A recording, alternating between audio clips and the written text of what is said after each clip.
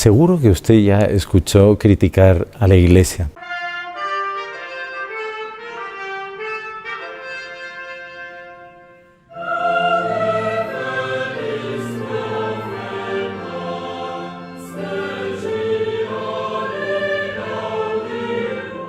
Basta solamente empezar a escuchar las noticias del día que va a aparecer algún tipo de crítica contra la Iglesia o alguna noticia negativa al respecto de ella. ¿Cómo hacer para creer en la santidad de la Santa Iglesia a pesar de tantos malos ejemplos y tantos malos cristianos, ¿verdad? Incluso miembros del sacerdocio, de la jerarquía, que han dado tantos escándalos? ¿Cómo aumentar todavía más nuestro amor a la Santa Iglesia a pesar de todo esto? En este vídeo usted va a encontrar un comentario que le va a ayudar mucho en este punto fundamental de nuestra fe en estos tiempos que vivimos. En concreto, partiendo de la carta a los Colosenses de San Pablo, en el capítulo 1, versículo 18, en que dice, refiriéndose a nuestro Señor Jesucristo, Él es también la cabeza del cuerpo de la Iglesia, y nosotros somos sus miembros. Aunque haya miembros gangrenados, miembros enfermos, la cabeza sigue siendo nuestro Señor Jesucristo.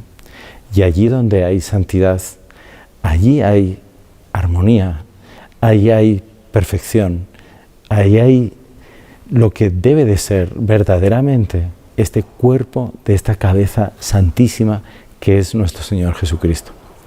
Escuchen y verán qué maravillas nos va a enseñar Monseñor Juan.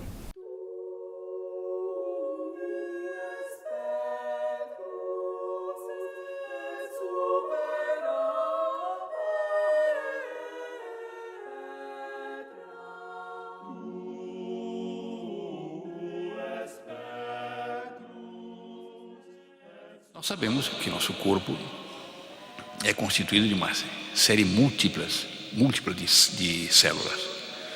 São células as mais variadas possíveis e nem sei se a medicina deu a volta inteira no corpo humano, com todas as suas complexidades, com todos os seus lados positivos, com todos os seus lados negativos. E quando se imagina que chegou ao ponto final, aparece uma doença nova e há uma transformação destas células nisto, naquilo outro e, enfim, o organismo é muito complexo. Mas tem uma configuração, uma constituição de verdadeira inteligência.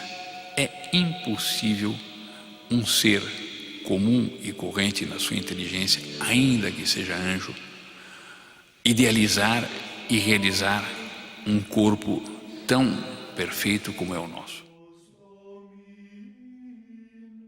Uma verdadeira sucessão de maravilhas em nosso organismo e as células parece que são dotadas de inteligência porque elas operam num sentido e não no outro. E quando entra em desordem um organismo, o que se passa é que as células parece que enlouqueceram. E daí vem câncer, tumor, etc.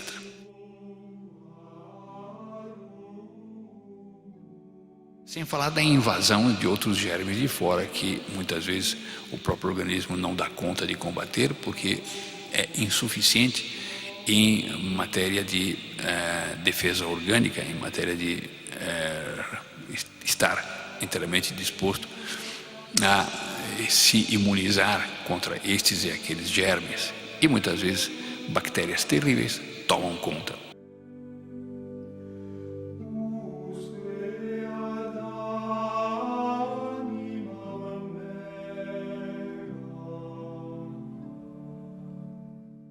Este organismo, nada mais, nada menos, foi criado por Deus com base num outro organismo.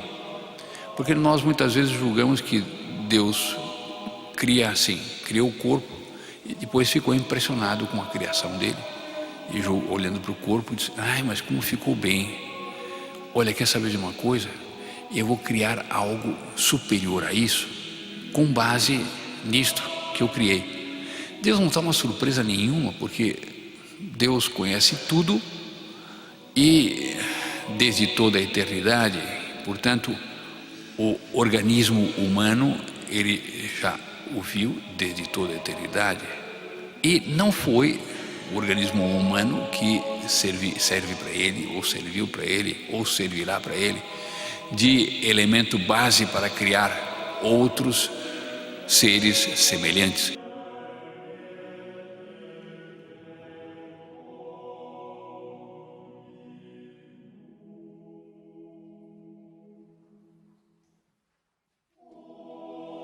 Então, nós julgamos que Deus tomou como base o corpo humano para criar o corpo de Cristo, corpo místico de Cristo. Porque o corpo místico de Cristo se compõe de uma cabeça, que é Ele, e de outros membros, os mais nobres, os mais santos, como é o caso de Nossa Senhora, etc. E nós que fazemos parte, enquanto células desse corpo místico. Ora, é bem o contrário. Ele tomou o corpo místico de Cristo para criar o corpo humano. E o corpo humano é criado à imagem, a uma certa semelhança do corpo místico de Cristo.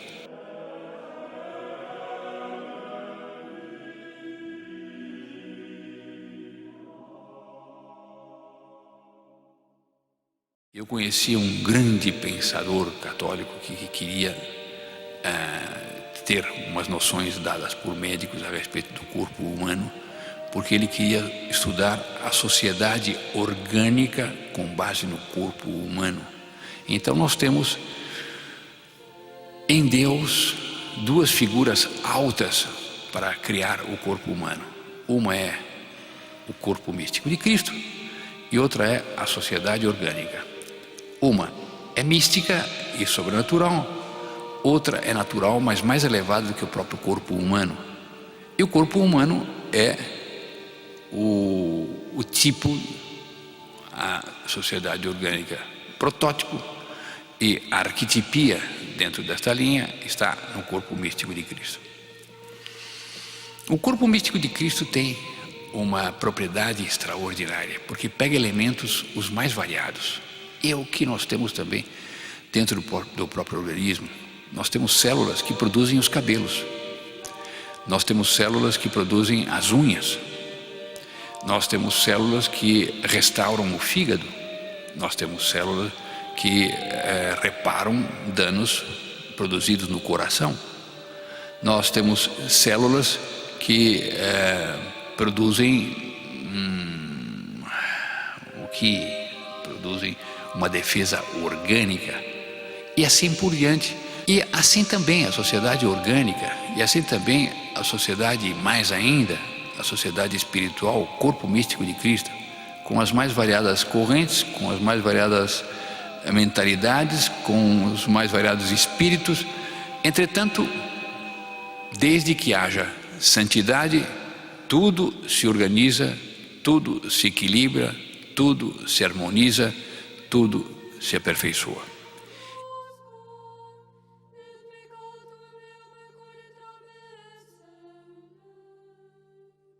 Quedó claro, ¿verdad? Donde hay santidad, todo se equilibra, todo se armoniza, todo se perfecciona.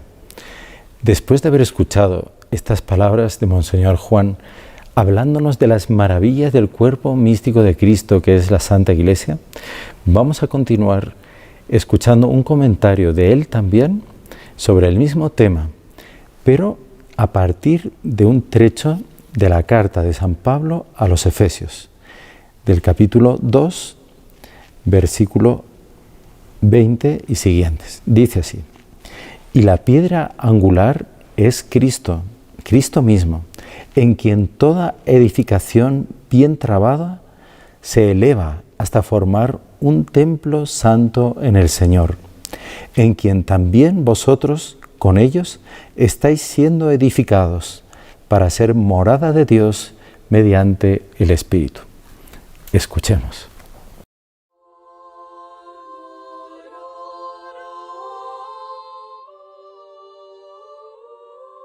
É nele que toda construção se ajusta e se eleva para formar um templo santo do Senhor. Sim, o corpo místico de Cristo é o mais belo de todos os templos, do qual fazem parte Jesus Cristo com a cabeça, sendo a cabeça. Nossa Senhora faz parte desse corpo místico como sendo mãe e ao mesmo tempo a medianeira. Alguns autores místicos costumam dar a ela, teólogo, dar a ela o caráter de pescoço, porque dizem que Jesus é a cabeça, mas tudo passa por ela, e tudo que desce da cabeça para o corpo e sobe do corpo para a cabeça, passa por Nossa Senhora, que é o pescoço. Dizem outros místicos que os santos vivos são o coração desse corpo místico, porque eles fazem bombear todas as maravilhas. É lindíssimo isso. Fazem bombear todas as maravilhas que descem da cabeça, passam por Nossa Senhora para o resto do corpo.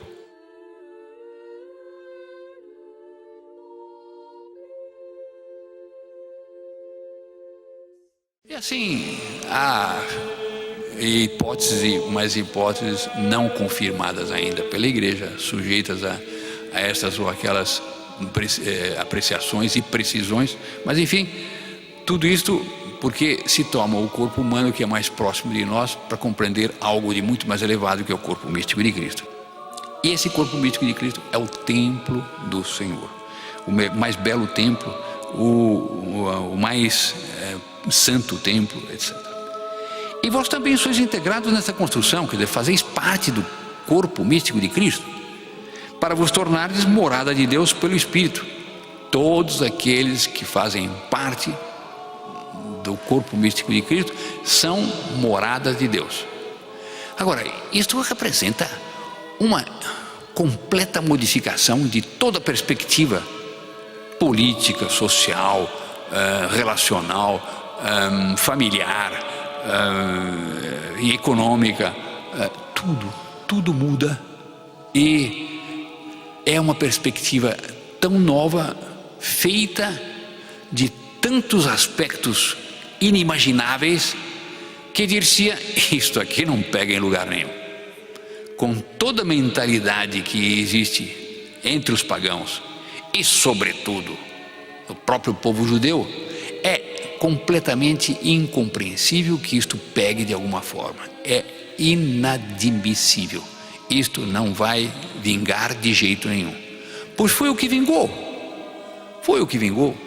E os acontecimentos históricos ainda facilitaram muito tudo isto, porque com a perseguição dos primeiros cristãos houve um reafervoramento enorme e houve uma seleção também, porque os que eram, e os que não eram, não é que deixaram de ser, passaram a ser o que não eram, ou seja, nada. E assim os cristãos se fixaram na fé de uma maneira robusta, profunda, enraigada mesmo dentro da sociedade.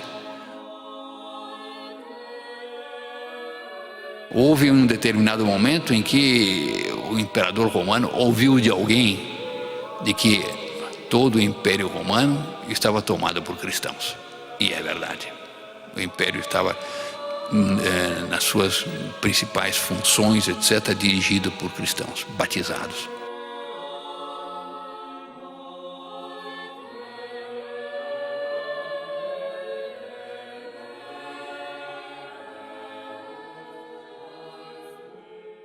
Vem a invasão dos bárbaros.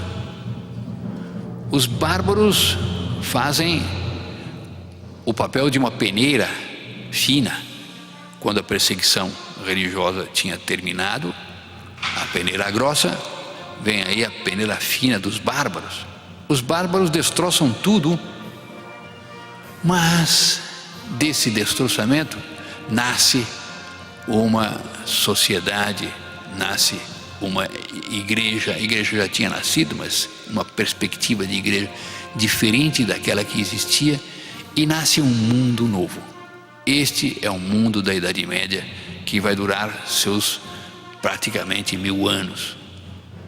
Esses 1000 anos de história são magníficos porque toda a civilização e a própria igreja vai num crescendo, num crescendo, num crescendo, num crescendo.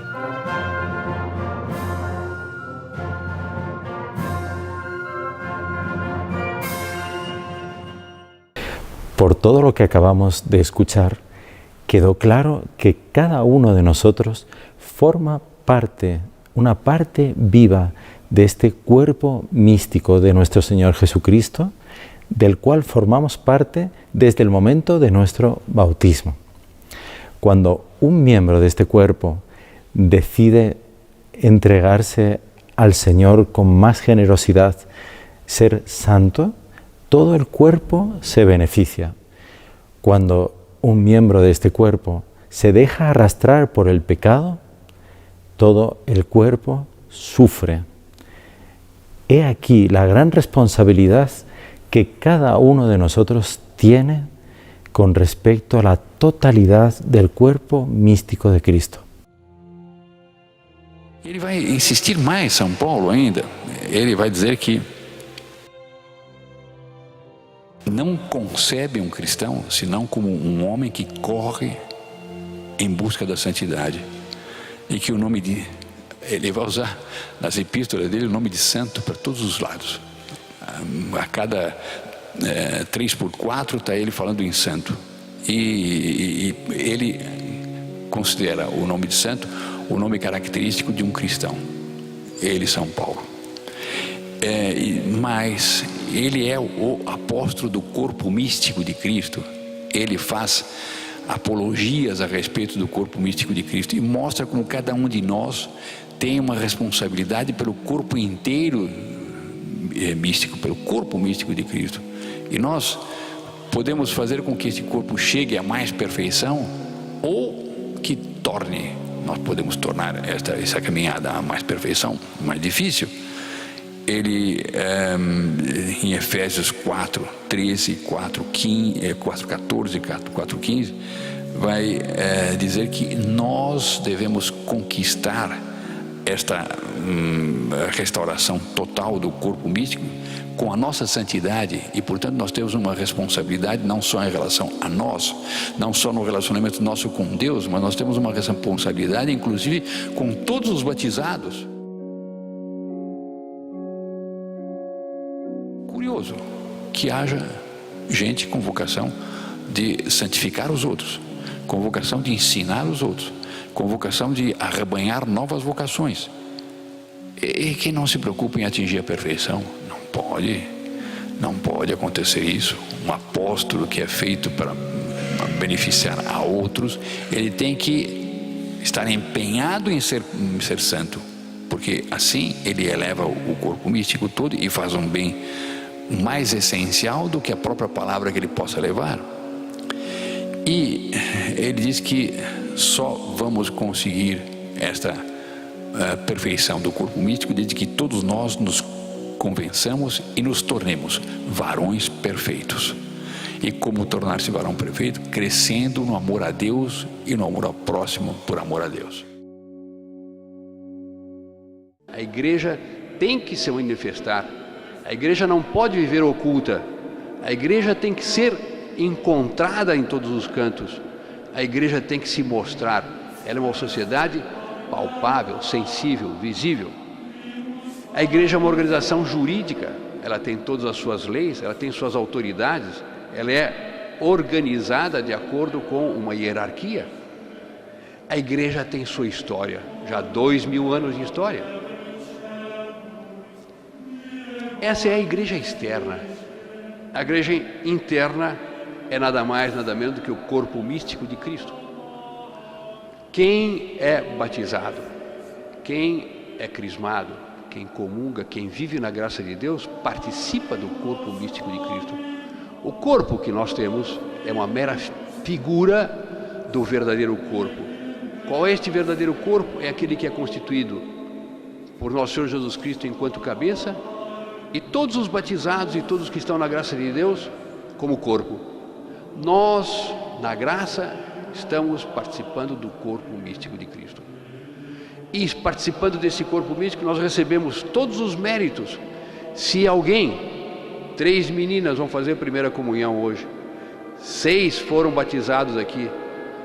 Receberam graças sobre graças. Entraram para a comunhão dos santos. Passam a fazer parte desse corpo místico. Os méritos que elas tiveram, essas crianças, essas meninas, esses méritos são tais que nós também deles participamos. Desde que estejamos na graça de Deus, elas, passando do estado de maldição, que não eram batizadas, ao estado de filhas de Deus, recebem quantidades e quantidades de graças, mas dessas graças nos beneficiamos nós. Todos nós nos beneficiamos dos atos de piedade que todos fazem desde que estejamos na graça de Deus. E por isso, sendo membro vivo, sendo nós membros vivos da igreja, desse corpo místico, devemos fazer de tudo para evitar o pecado.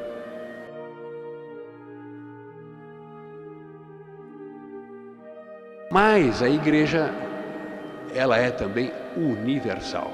Nosso Senhor diz: e depois ensinai todas as gentes, batizando-as em nome do Pai, do Filho e do Espírito Santo. Ela é para todos os povos. A igreja é para todas as raças, para toda e qualquer condição social. Não se deve fazer nunca acepção de pessoas por estas ou aquelas razões. A igreja tem o seu manto estendido por toda a natureza humana.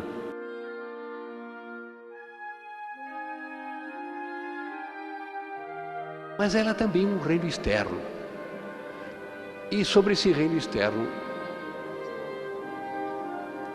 Nosso Senhor tem no Evangelho figuras e mais figuras. Ora é uma rede que recolhe os peixes, ora é uma semente que é lançada no campo, ora é até o próprio grão de mostarda, que é tão pequenininho, tão minúsculo, e que plantado dá uma hortaliça depois de 3, 4 metros de altura.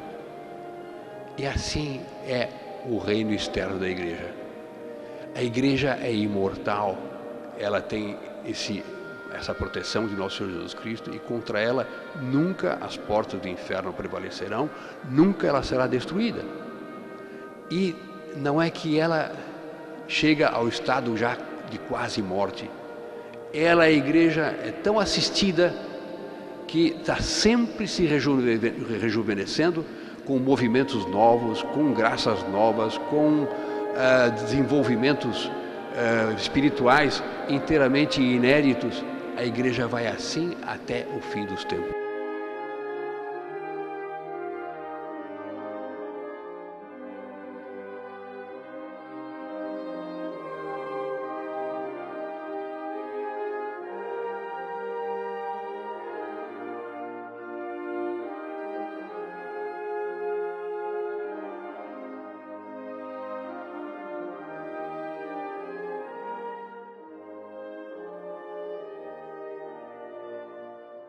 Después de estas enseñanzas queda muy claro que cada uno de nosotros tiene que tomar sobre sí esta responsabilidad de ser santo para que se vea, para que sea visible delante de todos los hombres la santidad de la Santa Iglesia Católica, Apostólica y Romana. Pidamos esa gracia a la Reina del Cielo y, siguiendo los ejemplos de santidad de Monseñor Juan, del Dr. Plinio, de Doña Lucilia, de todos los santos que a lo largo de la historia han iluminado y han difundido a su alrededor esta gloria de Dios que es la santidad de la Iglesia, que cada uno de nosotros pueda hacer también lo mismo en nuestras vidas. Que la bendición de Dios Todopoderoso, Padre, Hijo y Espíritu Santo, descienda sobre ustedes y permanezca para siempre. ¡Salve María! Si le ha gustado este programa, deje su like, suscríbase al canal, active la campanita para las notificaciones, comente y no se olvide de compartirlo con sus amigos. ¡Salve María!